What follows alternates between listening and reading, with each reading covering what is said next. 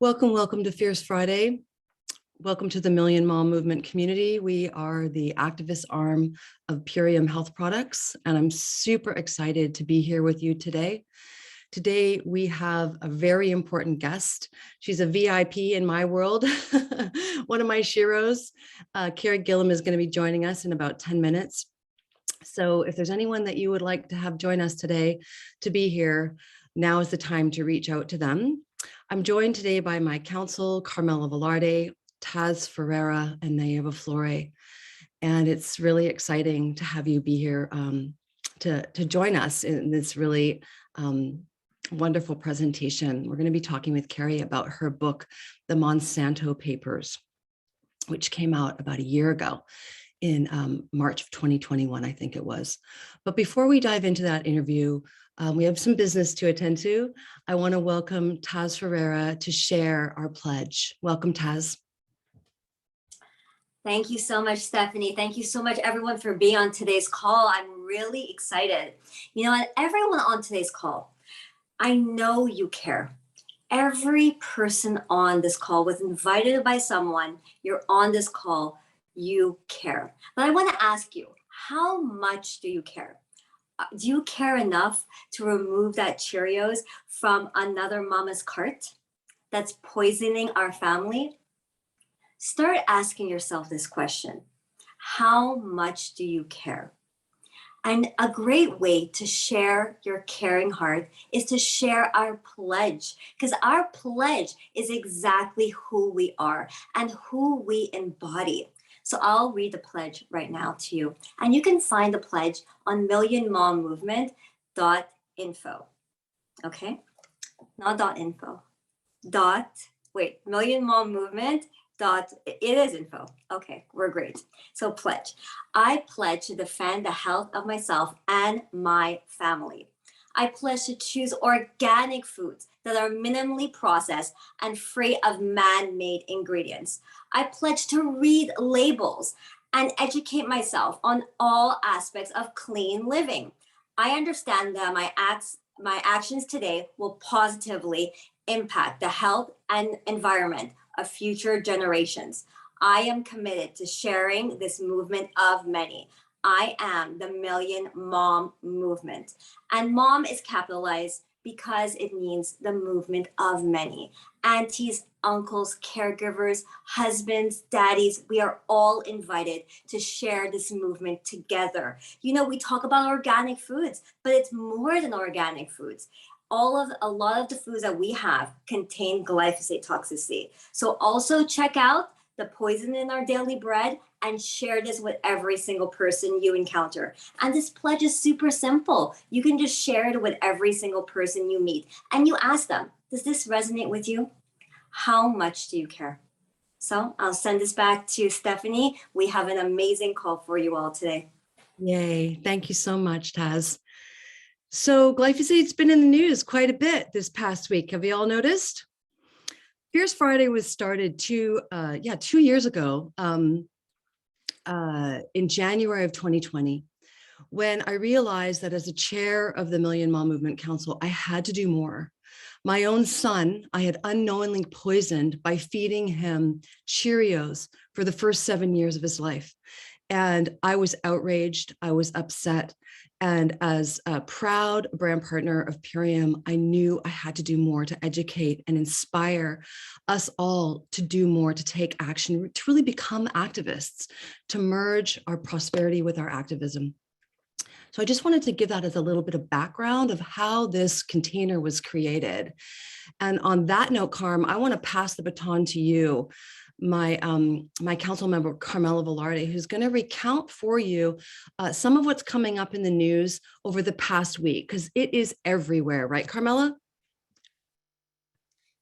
I'm so grateful for more news, for all of us to create content as a community of concerned caregivers who have a solution to glyphosate. Thank you, Steph. Thank you, Taz. Thank you, Naiva, for being here, my council members, my sisters. We are activists at arms, and we come to you every week with content for you to be able to go out to your people to share information that's not just our community. It is a worldwide issue. And so we have the honor for sharing an article in the news with somebody who's actually present to speak about it in person, to share her passion. So the article I'm sharing went viral on Joe Rogan's Instagram page, and I did a reel about it unknowingly, fully aware of Carey Gillam's background.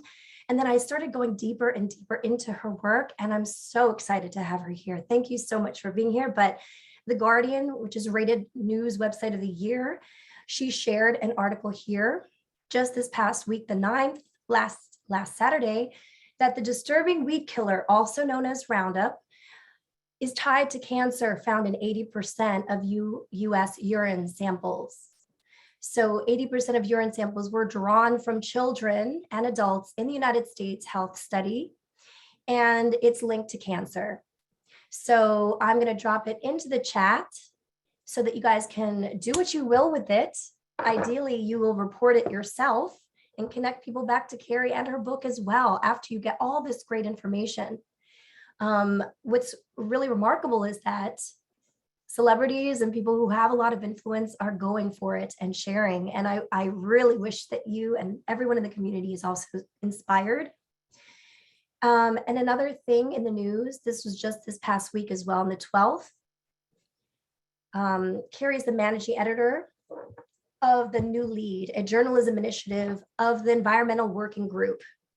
And she's sharing that the appeals court overturned a Monsanto win. So what I loved about this article, and I want you to go deeper into this after her interview, is the details of actually what happens within a court appeal against Monsanto. How many millions and billions of dollars do we know that they've lost already? But how many millions and billions of dollars have they put into defending themselves, and their verbiage with how it's not seen as a carcinogen and truly connected to cancer. And so I want you to do your research with our community and also understand the details. My grandfather was a justice of the Supreme Court, along with my uncle and my aunt and judges. So I get that the details matter when you are sharing your passion, because I was just with a council member yesterday of New York City, and he wanted the details. And I said, let me show you the facts. So we're not just a heart-driven community, as I know we all are here for that caring pledge that we bring forth to you, but the news is super relevant. I pass the word back. Thank you. Thank you so much, Carmela. So let me just tell you a little bit about Carey so that you understand exactly who she is. Carey Gillam is a veteran investigative journalist with more than 30 years of experience covering corporate news, including 17 years as a senior correspondent with Reuters International News Service from 1998 to 2015. She's the author of Whitewash, the story of a weed killer, cancer, and the corruption of science, an expose of corporate corruption in agriculture. The book won the coveted Rachel Carson Book Award from the Society of Environmental Journalists in 2018. Her second book, a narrative legal thriller titled The Monsanto Papers, was released March 2nd, 2021. She also has contributed chapters for a textbook about environmental journalism and a book about pesticide use in Africa. Gillam testified as an invited expert before the European Parliament in 2017 about her research, and was a featured speaker at the World Forum for Democracy in Strasbourg, France in 2019. She also has been a keynote and/or panel speaker at events and universities throughout North America, Australia, the Netherlands, Brussels, and France. Gillam writes regularly for The Guardian, as you just heard Carmela share. Her work has additionally been published in the New York Times, the Huffington Post, Time, and other outlets. In May of 2022, Gillam helped launch a nonprofit environmental news outlet called The New Lead as a journalism initiative of the Environmental Working Group, of which she is now the managing editor. She's a member of the Society of Environmental Journalists, the Society of Professional Journalists, and North American Agricultural Journalists. Welcome, Carey Gillam, to Fierce Friday.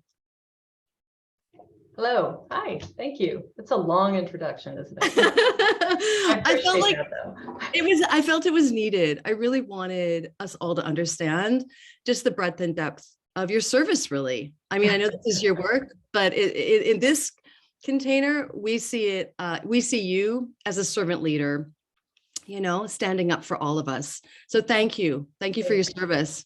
Thank you. That's very kind. I have to tell you, I was asked to speak at a church Sunday school last week. And I did, about my book and my work. But when they introduced me, they said, she's a friend of my daughter.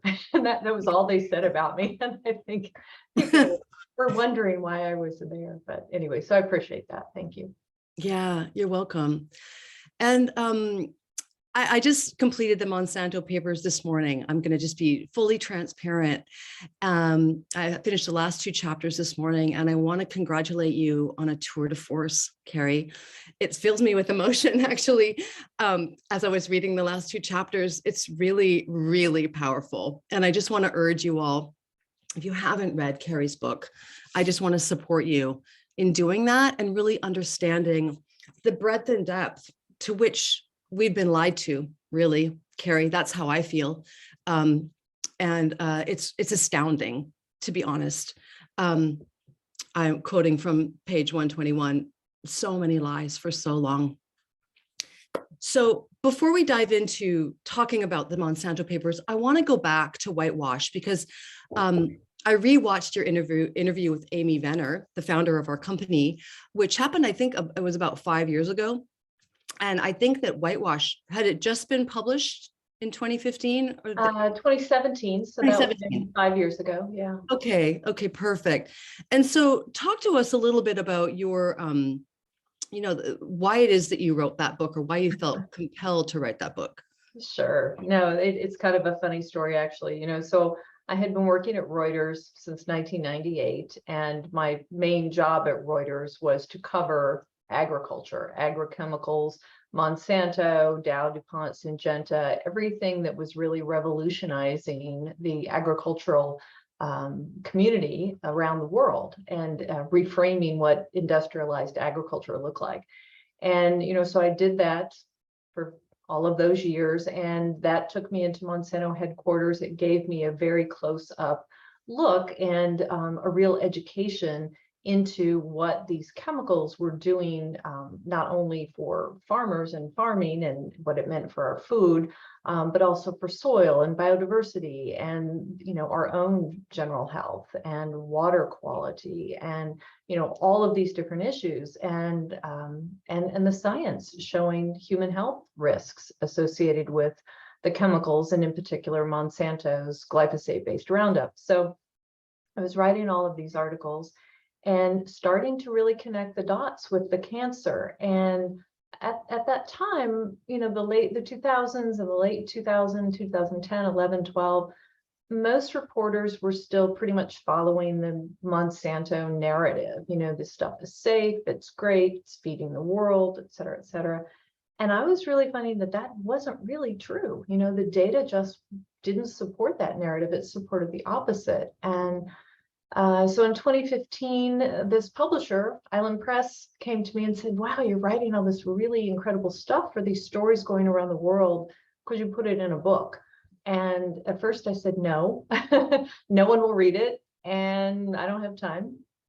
But about a year later, in early 2016, I went back to Island Press and said, yeah, I'm ready to write that book now. And so that's, how I wrote Whitewash. And I actually was astounded myself because I had been working on this over years and years, and all of these stories and all the science and the interviews with researchers and, farmers and grain handlers and regulators. I sat in the office with Jim Jones, the head of the Office of Pesticide Programs at the EPA, and spent time with him and whistleblowers from inside federal agencies. But when I actually put it all together in Whitewash, I remember when I finished Whitewash, I was like, wow, this is really bad. and it took it all being put together, even for me, to have that understanding and that depth that, wow, the corruption, the deception, the dangers, all of it, when you put it all together, it's a as I say in the book, it's not a feel-good story. You're not going to be happy when you finish reading Whitewash. But, it did win 3 awards and got me a lot of attention and had me, got me to speak in places all around the world, including the European Parliament. So people paid attention. So I feel, it was worthwhile, certainly, I hope. Yes, absolutely. And they're continuing to pay attention, I'm noticing, with the Monsanto papers, which we can talk more about in a little bit here. But I'd like to talk with you, Carey, about your work with the US Right to Know, because were you one of the founding members of that organization? No. And are you still working with them? No, I worked for them while I was writing my 2 books, actually. I'd worked as a researcher doing Freedom of Information Act requests, getting documents and data from EPA, USDA, FDA, sued the EPA twice, FDA once. Really, that's what that group is about, is gathering, information that the public has a right to know, US right to know, and then sharing that with reporters, consumers, everyone, about important issues. And so that was what I did while I was writing my books. And the information helped me, in many respects, write my books. And I also wrote then for Huffington Post and Guardian, and then just left there at the end of 2021 to launch this new journalism initiative. Mm-hmm. Great. Okay, good to know. And so many of us were there in 2018 when the judgment was made for Lee Johnson. I personally have been with the company with Purium for 6 years. And I believe my council members were all here at that time as well. And it was, we were elated. I mean, obviously, we were elated because we have a product that is certified to remove glyphosate from the body, but we were elated because it really felt like this was a massive blow towards, what many in my activist life had been calling Monsanto for so long. I kept thinking about that word while I was reading your book. Those who had been in, GMO activists, and it just felt like a huge deal. And so take us back to, I guess, in between Whitewash and then, and I loved how you referred to yourself as the reporter in the book. And I really love the whole premise of how you wrote it like a legal thriller. I really enjoyed reading it. It was a page turner for me. I'm just a slow reader. But I was really, really taken by your really fleshing out of the characters. But I'd like to know how it was that you came to this place where you went from being a reporter to, I'm going to write a book like in a fictitious manner about this story. Will you take us through that a little bit? Yeah, I mean, this was a story my publisher didn't have to push on me. I mean, this was something I went to the publisher and said, I have been following this litigation since the very first lawsuit was filed in 2015. I've been, at the trials. I've been with the lawyers. I've followed them and banged on their doors and gotten them to, let me in behind the scenes in many respects. And really just, I've read every transcript for almost every hearing, for at least the first 2 or 3 trials. And I lived it and breathed it and saw and got to know these characters and saw that this was just an incredible story, the story of this first trial. There were so many highs and lows and really dramatic things that happened that you would invent in a movie, right? Or a television series, like the near fatal accident of the lead lawyer right before the trial. And then, the other lawyer who gets taken out, in a certain way. And just all the different, and the little tricks, the legal tricks of the trade that sort of go on behind the scenes. I just thought it was fascinating. And so I went to the publisher and I said, this should be a movie.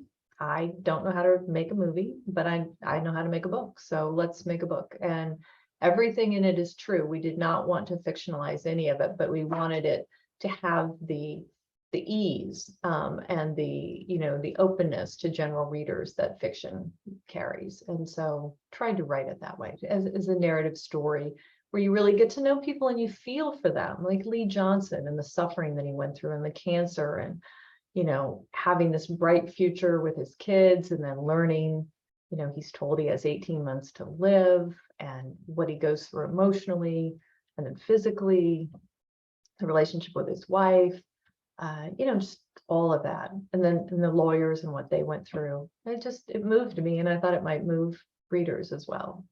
Mm-hmm.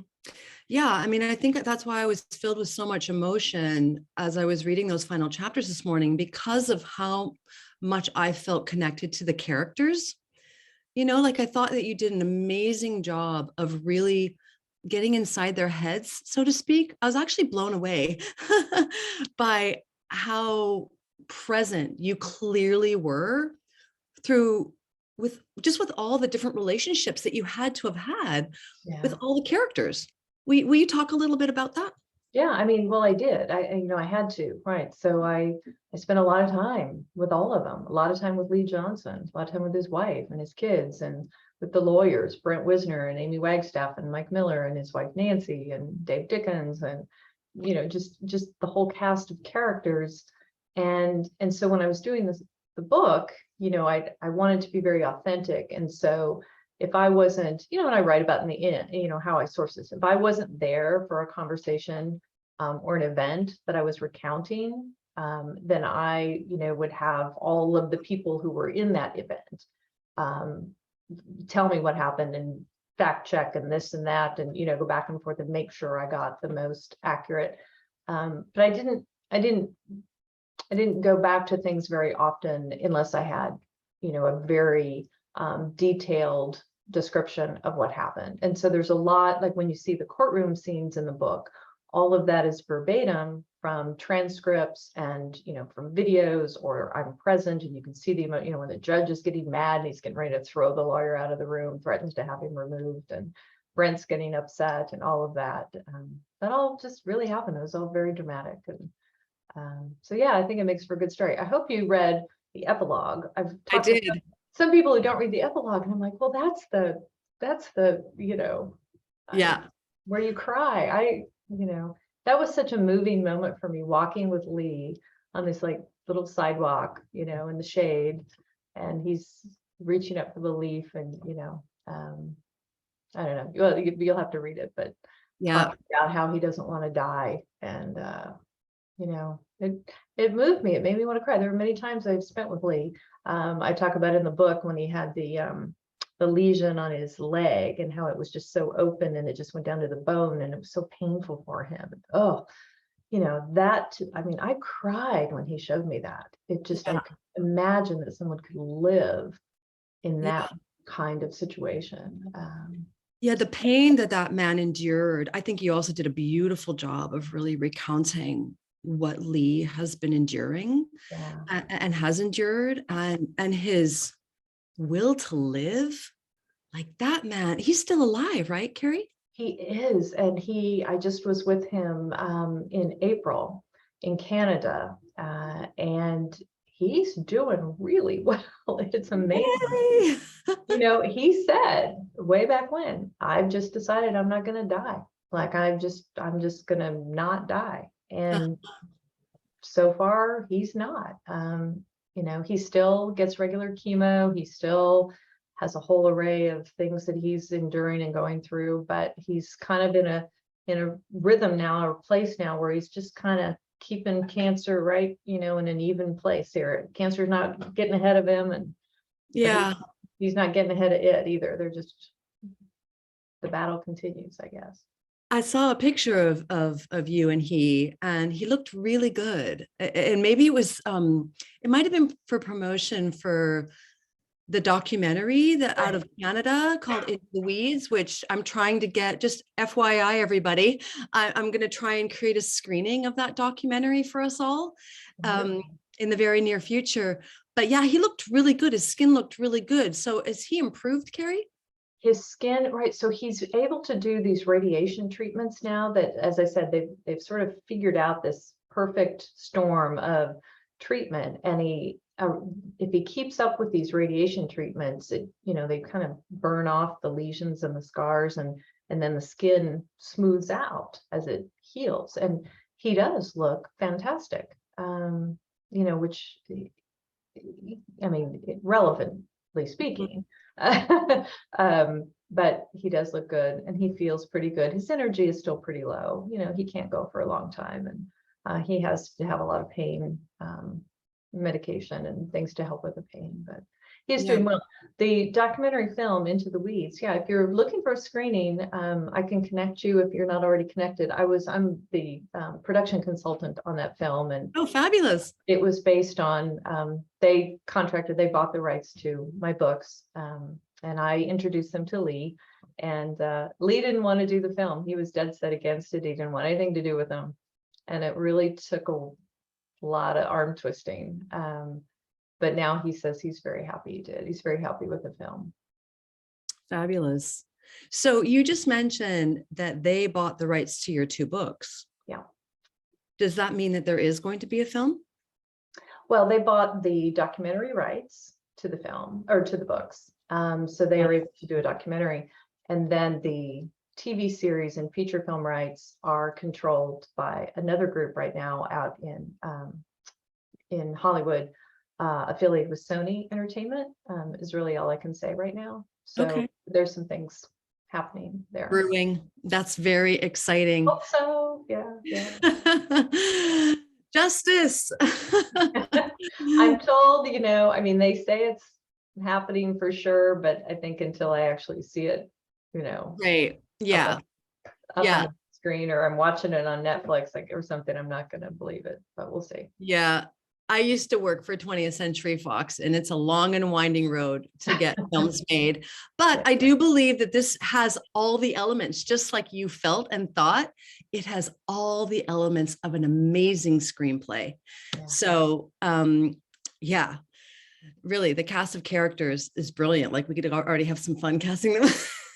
Yeah, and you know, it's not in the book, and maybe you know or don't know this, but the really sort of sad twist to all of it is, in the book you'll read, you get to know 2 main characters. You get to know, well, many, 5 or 6, but Lee and Mike Miller, you know, who is the opposite of Lee, right? Who's the big, gruff, good old boy, Southern Virginia lawyer that connects with Lee, and you know, didn't have a health problem, you know, good guy, felt so sorry for Lee all the time about that Lee was facing this death sentence, and this was sort of a guilt that Mike Miller carried around with him. And last November, the day before Thanksgiving, Mike Miller died, and it's very suddenly and unexpectedly, and it's been such a shocking twist, you know, to all of this, that, you know, here this man who was so certain to die, that Mike Miller tried to help, and then Lee is still surviving and Mike Miller is gone. It's very, Wow. very sad.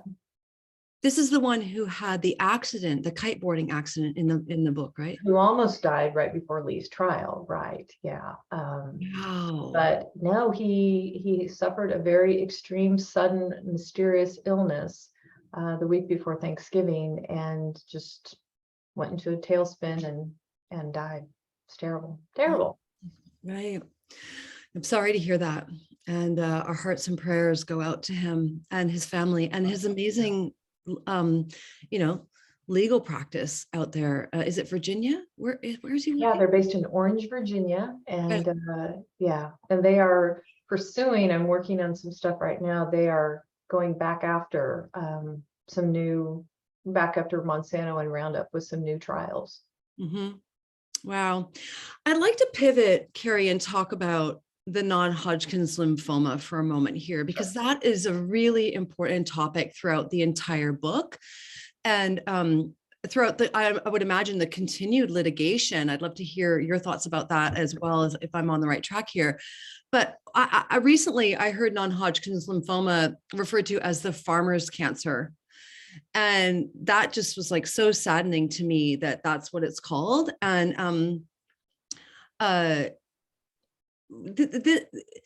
what we see here in your book, and what I believe the evidence shows in the book, and what I believe the jury, why they awarded, is that there absolutely is a connection between glyphosate and the non-Hodgkin's lymphoma, and potentially other cancers, right? Like, we don't know. Cancer is very mysterious. Will you share a little bit about your thoughts currently about glyphosate and non-Hodgkin's lymphoma and what's going on in the world today with that cancer and with this herbicide? Sure. And at first, I just, I'd like to say I'm not a scientist, right? I don't feel that I'm a person who is an expert who can say this causes this, right? This. I mean, and that's the role of a scientist and a professional I'm a journalist. I can say, what happened here and this sort of thing. But it is very true to say that there are a number of studies, epidemiology, toxicology, mechanistic studies that show a distinct connection between cancer, the mechanisms that cause cancer and evidence that it causes cancer and other health problems in animals and in people.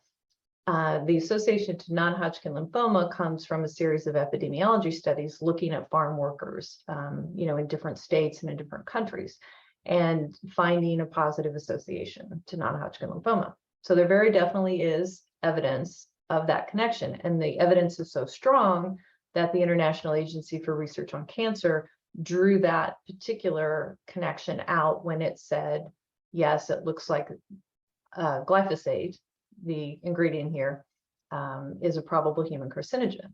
There's a positive association, particularly to non-Hodgkin lymphoma.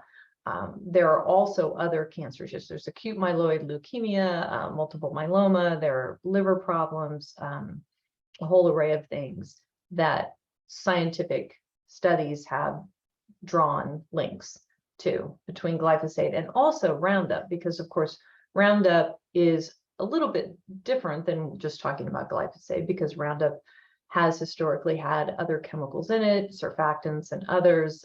One of the surfactants that they used for many, many years has been found to be in and of itself particularly harmful to human health, and has been banned in Europe, and Monsanto had been removing it from its products and coming up with new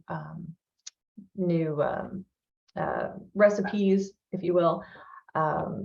The National Toxicology Program has done some studies of late with mechanistic, sort of the in vitro, where you're looking at cells in a petri dish sort of a thing.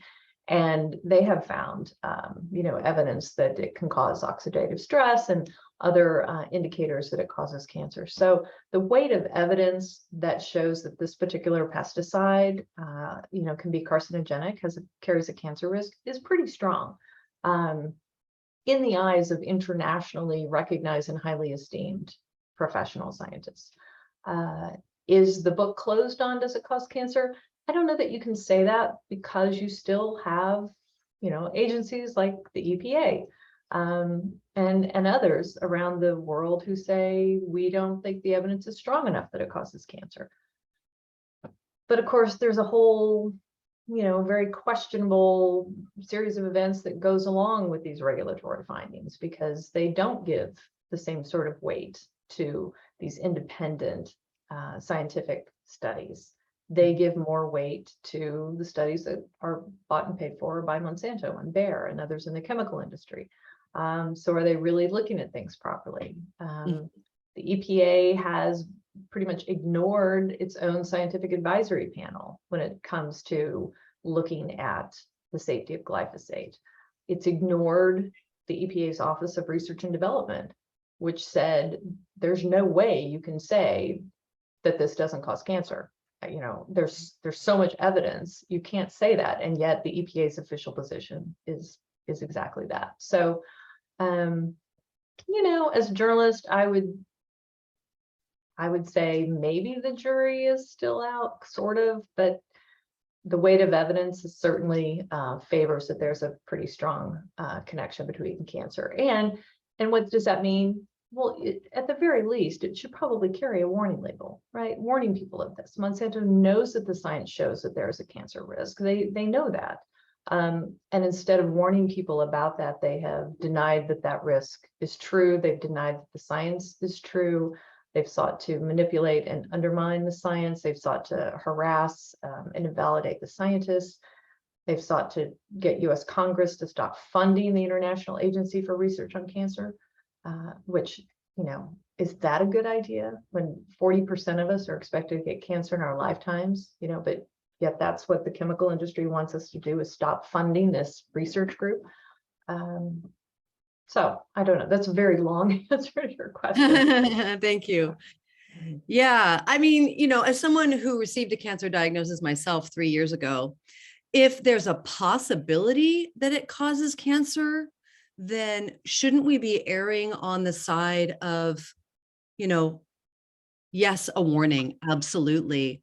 And shouldn't we be erring on the side of the public versus those who are profiting from the sale of this product? Like I was astounded at the egregious nature of corruption going on in Monsanto, that these scientists for hire, basically, that were on the staff of Monsanto, that you share about in your book, are just going along with the corporate narrative. And it was just, it's all there in plain sight, you guys. Like, you've just got to read the book.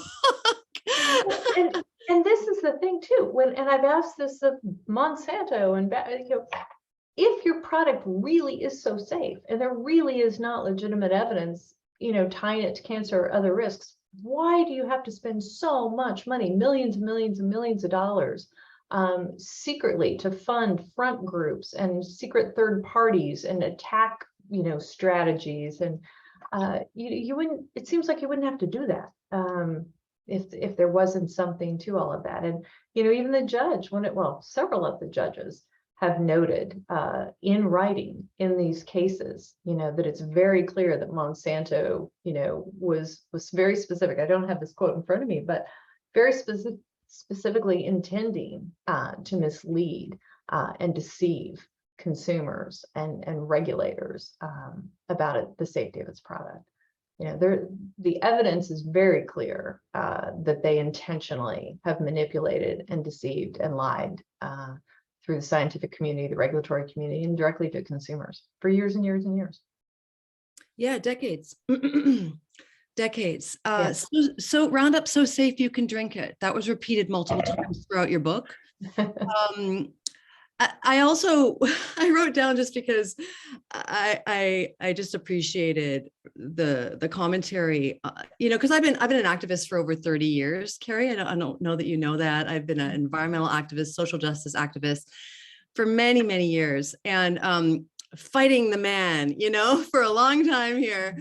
And so, some of the words that Carey used to define Monsanto in the book, and I think the employees, really, the heads of this corporation, the laziness of the corporation, the hubris, the arrogance, the audacity. I mean, for me, it was jaw dropping. Let's talk, Carey, just for a moment about the ghostwriting issue, because that was so eye-opening to me. And I was just like, how can they sit there in these depositions and not cop to the fact that this is so ethically wrong? So will you speak to that a bit? Like, when you learned of that, how did you feel about that? Jaw drop. Yeah. I mean, the audacity is, there are so many examples of it. They were doing everything from, and of course, this all is information that some of it I learned before the trials. I was able to do Freedom of Information Act requests to see, communications going on between EPA and Monsanto. For instance, we had communication requests through US Right to Know from different universities, correspondence with different professors about, paying money to these professors for them to go out and act like they were independent voices, telling everybody how safe glyphosate and GMOs were, when they were secretly raking in, all of these checks from Monsanto. But what we saw then on these internal documents that came out from Monsanto through litigation were just mind-blowing. They were ghostwriting magazine articles, like in Forbes magazine and elsewhere, that looked like they were from independent scientists, again, saying how safe everything was. Ghostwriting letters to the editor to be placed in newspapers around the country to look like, again, they were coming from, regular folk. They were ghostwriting scientific papers, certainly very important, to to portray this chemical as having no cancer risk, no reproductive risk, nothing whatsoever, safest thing out there. But the scientists whose names were on the papers looked like they didn't work for Monsanto. But we could see that Monsanto had basically hired them, was paying them, was telling them what to write, was editing the manuscripts. And the thing that I think just capsulizes the arrogance for me is this event that I wrote about in the book and also did some articles about in the late 1990s into the 2000s. There were a lot of scientific studies coming out independently, showing the genotoxicity of Roundup. And Monsanto was very determined to, counter that. So they wanted a very robust scientific just shoot down of this genotoxicity issue. And there's a lot that goes into that, and it's in the book, but the short version of this is, so they assigned a team of Monsanto, I think it was 7 scientists, who spent 3 years ghostwriting this paper that they wanted to give to regulators around the world to defend the safety of glyphosate. And it was ghostwritten, and they talk about it being ghostwritten, so it didn't have their names on it. And they finally get it done, and they have a celebration because this ghostwritten paper is going to go out in the world and help them defend the safety of glyphosate. And they're so proud of themselves that they are printing up special shirts, like commemorative shirts, to give to their scientists to celebrate this great paper that they have fraudulently put out into the world. I mean, to me, that's just, that is jaw-dropping in and of itself. And then for them to say in these court hearings, we didn't ghostwrite. No, there was no ghostwriting. It's just crazy. It's grotesque. I'll just say it. I mean, it's so horrendous to me that not only are, because we know that corporations are treated like people, like you even said it in the in the court case with Lee Johnson. The judge said, treat the corporation like they are a person. And that's so problematic for me, but that's a whole nother Zoom that we could do. Yeah, but it's just, I mean, I think that what comes through loud and clear in this book is the corporate greed is just really egregious. It's outrageous. And I think that's why the jury and all these juries since 2018 are favoring, the plaintiffs. So have you covered any of the other more recent large awards that have happened since 2018? So, yeah, so after Lee's trial, which, was a unanimous jury verdict, then there was the Hardiman trial, and the Hardiman trial was Edwin Hardiman, and that was in federal court, and it was a much harder case. It was bifurcated. So the judge said, because these trials really combine the evidence of the science, and they bring in scientific evidence, scientific experts, and Monsanto brings in their own scientific experts. So there's a lot of focus on science. And then the other element is the focus on Monsanto's deception that the plaintiffs bring forward. It's a big part of their case, of course, the Monsanto's deception, their efforts to collude with the EPA. There's a whole situation where you can see them communicating to the head of the cancer risk assessment group at the EPA. He's their friend. He's going to help them. That there's a whole ugly situation there where he helps them kill an in-depth review of glyphosate, et cetera, et cetera.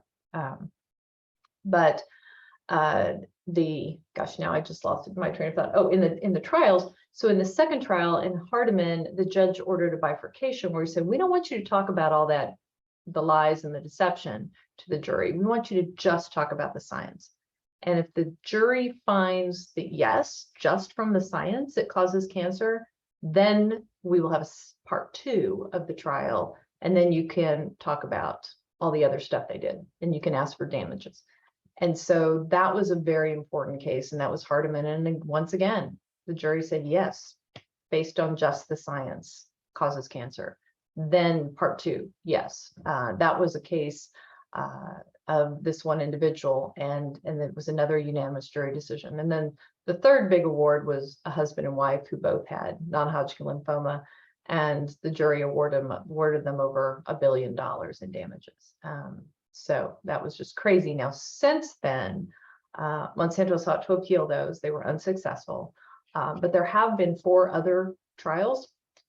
They have been more recent. They were done very differently. Some of them were done over Zoom because of COVID. They were different lawyers who were not involved in getting the discovery documents and that sort of thing. And Bayer Monsanto did prevail in those last 4. So the score is now 4-3 in terms of, and so Bayer's on top as far as that goes. Thank you for that update. So, yeah. I want to go back to the EPA for a moment, if we could, because as we know and what we've seen as history has played out, is there's a revolving door between these corporations and these government supposedly regulatory bodies, right?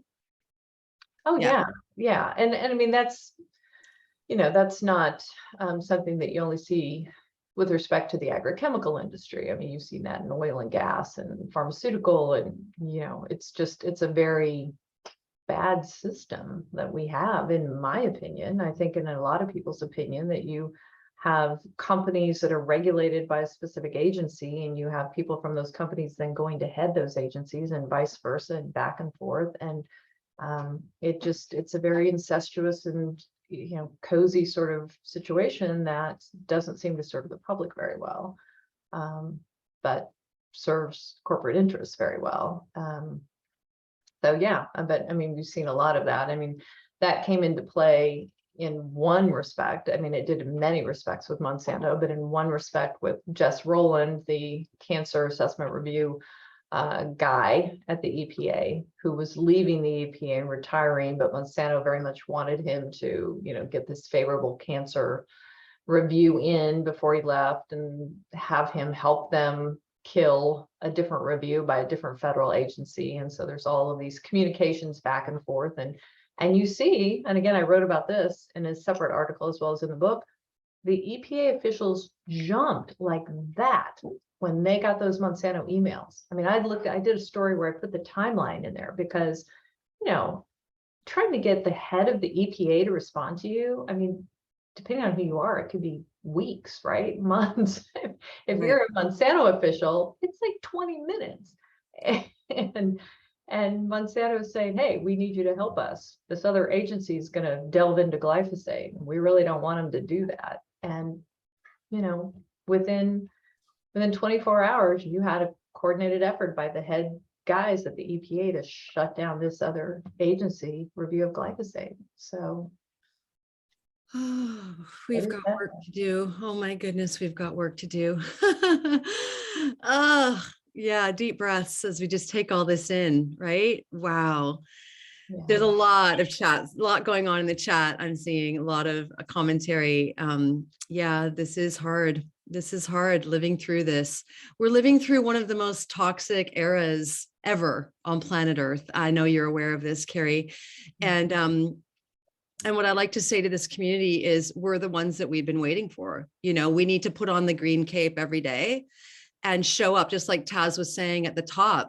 And, are you willing to be that mom like me, like you guys have heard me tell that story, that confronts the mom ahead of you in the grocery aisle that's buying Cheerios, or to go live like I did this past week and talk about the wall of glyphosate in my local grocery store, so which I do carry. And I show all the, the Kellogg's, the Post, the General Mills, like we've taken action. We have a petition, and we are now, we'll be talking about this in a few moments here at the end here. We have a call to action at the end of every Fierce Friday that involves Instagram activism, because we had Henry Rollins on here several weeks back from the detoxproject.org. And that was really his call to action for us, was that Instagram was where the conversations are really happening, and that our pushback will have the most weight. So I want to just, in closing here, Carey, there's a couple things I want to ask you about. What's next for you? Like, obviously we're all like, we're cheering you on with the film. Let's go, yeah. Sony and Hollywood. Absolutely. But what's coming down the pike for you, Carey? I hope never to write another book in my life. I'll tell you that.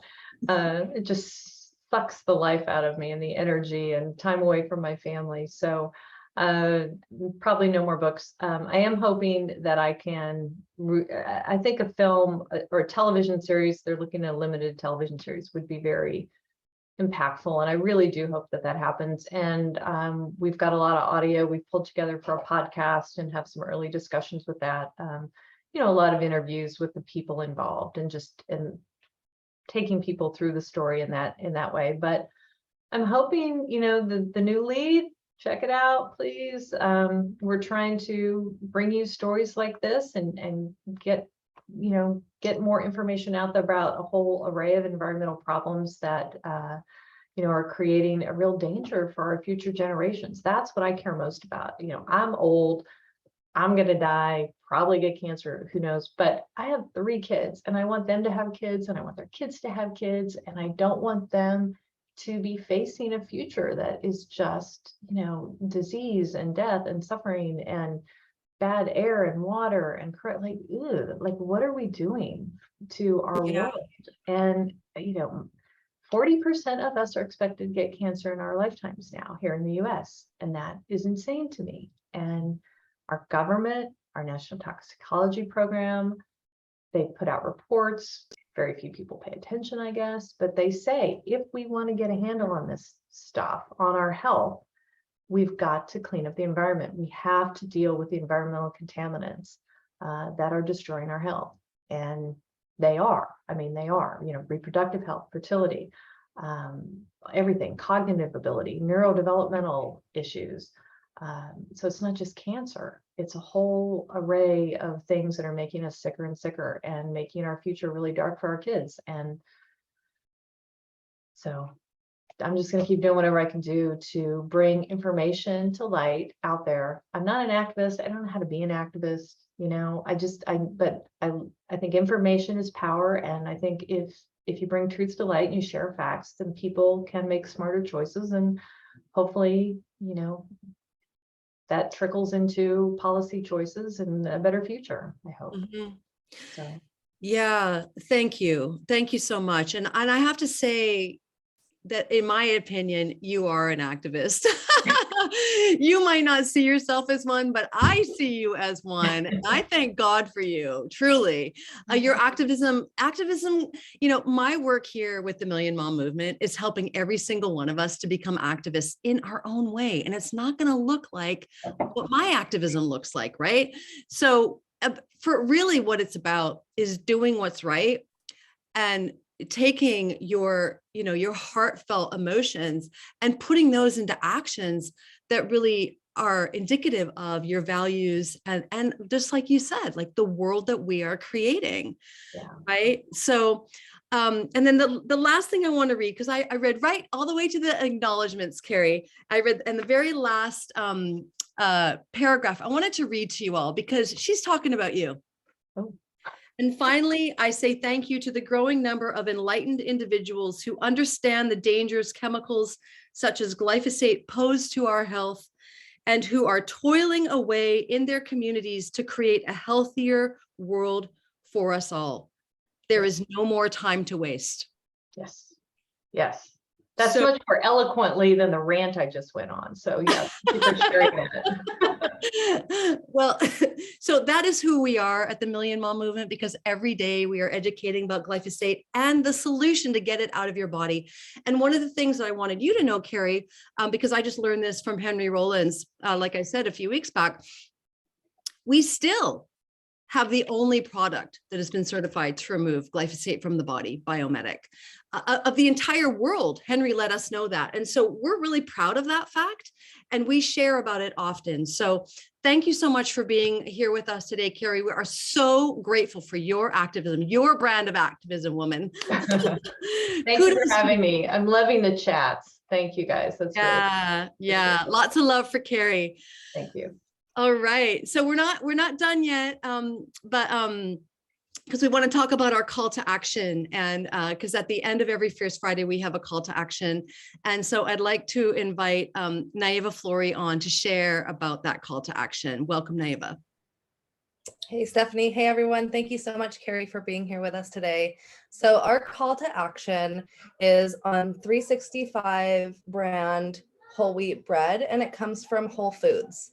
So go to Whole Foods Instagram page, and on there they have a bunch of different 365 brand items. So scroll through their page, find an item that is 365 brand, and comment on it. Comment and ask them, ask them some questions. Do you know that there's glyphosate in the wheat that you use to make this bread?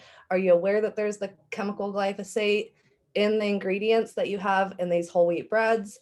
And so you do have to go to Whole Foods Instagram page, scroll down the page, find a product that is a 365 brand, and we want you to ask them if they are aware that there's glyphosate in that brand. So this week, our call to action is on the 365 brand that is sold at Whole Foods.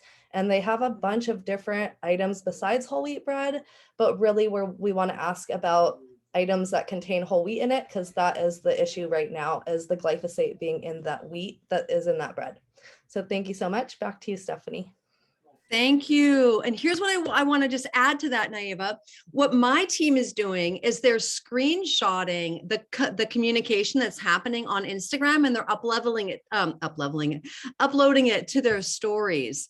So I want you to not only have these communications, but screenshot them, underline, circle, do all the things that we like to do with all those cute little GIFs, and upload it to your stories to really, this is how we sound the alarm to the greater community at large, right? That's following you.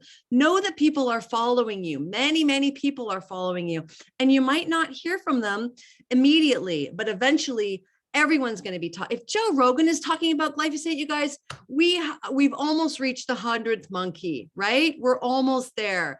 So keep at it. I believe in you. We've got Carey, like what an amazing, just side by on this journey for us all, right? So I just, if you feel inspired by what you've heard today, go and shout it from the rooftops. Buy her book, or both books, Whitewash and the Monsanto Papers. Next week, we are going to be talking about greenwashing. All right. We are on a roll here at the Million Mom Movement.